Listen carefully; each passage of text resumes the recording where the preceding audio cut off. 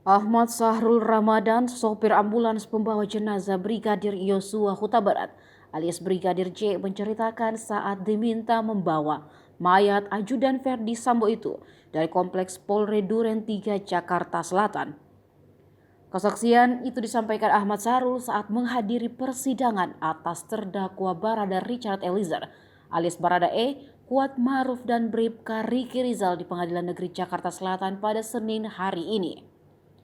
Awalnya, Sahrul menceritakan bahwa dirinya mendapatkan kiriman lokasi dari kantornya untuk melakukan penjemputan jenazah pukul 19.13 waktu Indonesia Barat pada 8 Juli 2022. Lalu dia pun bergegas menuju lokasi dari Tegal Parang menuju kompleks Polri Duren 3.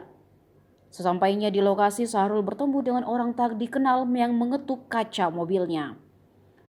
Orang tersebut mengarahkannya masuk ke kompleks Polres Duren 3. Sosok itu juga berpesan untuk tidak membunyikan sirine dan protokol ambulans. Setelah di rumah Verdi Sambo, dia pun diminta untuk memarkirkan kendaraannya di garasi. Ahmad pun mengeluarkan tandu yang langsung dibawa ke dalam rumah. Sampai di dalam, ia kaget karena ramai orang dan banyak juga kamera. Ahmad sempat bertanya perihal siapa yang perlu dievakuasi di dalam rumah.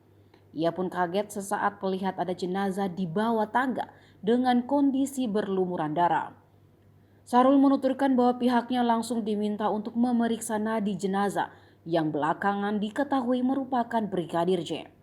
Hasilnya Brigadir J tidak lagi dalam kondisi bernyawa.